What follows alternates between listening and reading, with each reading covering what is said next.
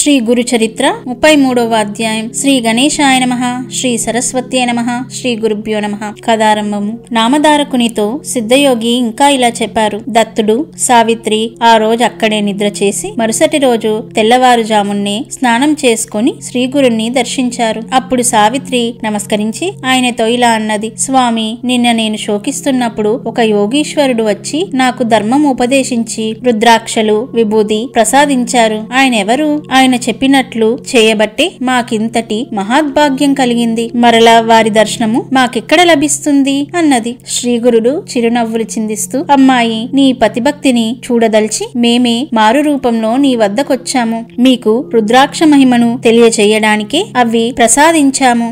వాటి మహత్యం వలనే నీకిటి అభయం లభించింది. మీరు మాకు ఆప్తులు కనుక వాటి మహత్యం వివరిస్తాము. ఎటువంటి వారికైనా రుద్రాక్షలు ధరిస్తే పాపాలుండవు, ఎంతో పుణ్యం లభిస్తుందని శృతి, స్మృతి, పురాణాలు చెబుతున్నాయి. 1000 రుద్రాక్షలు ధరించిన వాడు సాక్షాత్తు రుద్రుడే. అన్ని దొరకనప్పుడు బాహులకు 16 వేసి, శిఖలో 1, చేతులకు 24 వేసి, మెడలో 32, శిరస్సున 42, చెవులకు 12 వేసి, కన్నులకు ఒక్కొక్కటి, వక్షస్థలంలో 108 ధరించిన వాడు సాక్షాత్తు కుమారస్వామితో సమానుడు. వాటికి పగడాలు, స్ఫటికాలు చేర్చి బంగారంతో చుట్టూ ధరించిన వారికి రుద్రలోకం ప్రాప్తిస్తుంది. రుద్రాక్షమాలతో జపం చేస్తే అనంత ఫలముస్తుంది. భస్మము, రుద్రాక్ష ధరించని వాని జన్మయే వ్యర్థం. అది ధరించి స్నానం చేస్తే గంగా స్నాన ఫలం ఉంటుంది. 11 రుద్ర మహామంత్రంతో రుద్రాక్షను అభిషేకిస్తే శివలింగాన్ని అర్చించినంత ఫలితం ఉంటుంది. రుద్రాక్షలలో ఏకముఖి జన్మరాహిత్యమే ప్రసాదించగలదు. ఎటువంటి రుద్రాక్షలు ధరించిన 4 పురుషార్థాలు సిద్ధిస్తాయి. పూర్వం కాశ్మీర దేశంలో భద్రసేనుడనే రాజుకు తారకుడనే కొడుకు, మంత్రి సుధర్ముడికి సద్గుడు అనే కొడుకు ఉండేవారు. వారెంతో ప్రేమతో మసులుకుంటూ ఎట్టి ఆభరణాలు లెక్క చేయక రుద్రాక్షలు ధరించి శివారాధన చేసి గాని భోజనం చేసేవారు కాదు. ఒకనాడు పరాశర మహర్షి రాగా భద్రసేనుడాయనను పూజించి ఆ బిడ్డలిద్దరి విచిత్ర వైఖరికి కారణమేమో చెప్పమని ప్రార్థించాడు. ఆ ముని, రాజా, వెనుక నంది గ్రామంలో మహా సౌందర్యవతి శ్రీమంతురాలు అయిన మహానంద అనే వేశ్య ఉండేది. ఆమె గుణవంతురాలు, స్వేచ్ఛాచారిణిగా జీవించక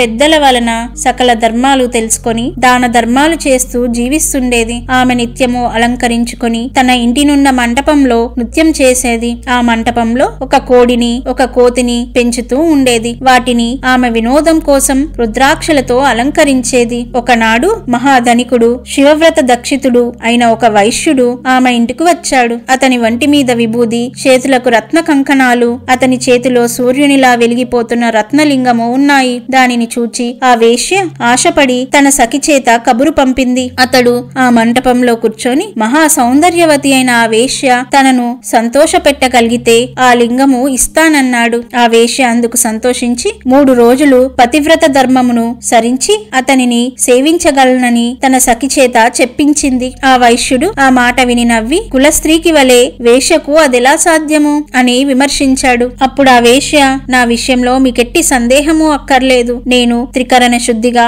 ఆ 3 రోజులు పాతివ్రత్యమును అవలంబించగలను అని చెప్పి ఆ లింగంపై చేయి వేసి సూర్య చంద్రుల సాక్షిగా ప్రమాణం చేసింది. ఆ వైశ్యుడు ఆ శివలింగం ఆమె చేతికిచ్చి, ప్రేయసి, ఇది నాకు ప్రాణంతో సమానం. దీనికేమైనా అయితే నేను ఉరిపోసుకుంటాను అన్నాడు. ఆమె దానిని ఎంతో శ్రద్ధతో పూజించింది. ఆ ఇద్దరూ కలిసి ఆ రాత్రికి అంతఃపురంలోకి వెళ్ళాక అదేమి చిత్రమో కాని నాట్య మండపం క్షణంలో భస్మమైపోయింది. ఆ కోతి, కోడి కూడా బుగ్గైపోయాయి. ఇరుగు పొరుగు వారందరూ కలిసి ఆ మంటలు ఆర్పుతున్నారు. తెల్లవారాక అది తెలిసి వైశ్యుడు, అయ్యో, నా ప్రాణలింగమే పోయింది, నేనింకా బ్రతుకను అని ఏడుస్తూ అక్కడున్న బుడిదంతా గాలించిన ఆ లింగం దొరకలేదు. అతడు ఒక చితి వెలిగించి ఆ మంటలలో దూకాడు. అతని వెంటనే ఆ వేశ్య నాదా అని కేకలు పెడుతూ వచ్చి తన ధర్మం అనుసరించి సహాగమనం చేయడానికి సిద్ధమైంది. ఆమె బంధువులు ఆమెను వారించి, వేశ్యవైన నీకు ఇదేమి వెర్రి అని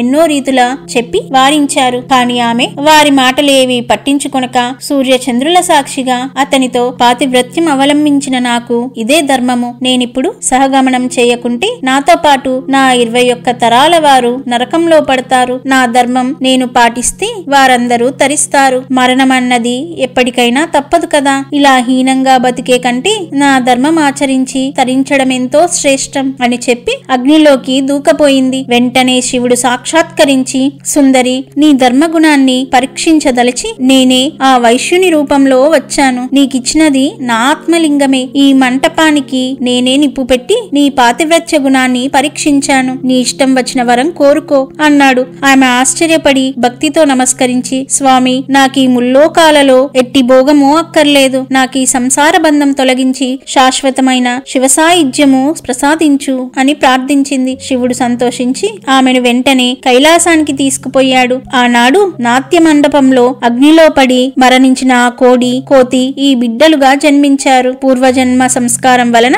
శివభక్తులై భస్మము, రుద్రాక్షలు ఇంత ప్రీతితో ధరిస్తున్నారు. వీరి పుణ్యము చెప్పనలవిగానిది కనుక ఓ సాధ్వి, రుద్రాక్ష ఇంత మహిమగలది అని శ్రీగురుడు చెప్పారు. శ్రీ దత్తాయ గురవే నమః. శ్రీ శ్రీపాద శ్రీ వల్లభాయ నమః. శ్రీ నృసింహ సరస్వత్యై నమః.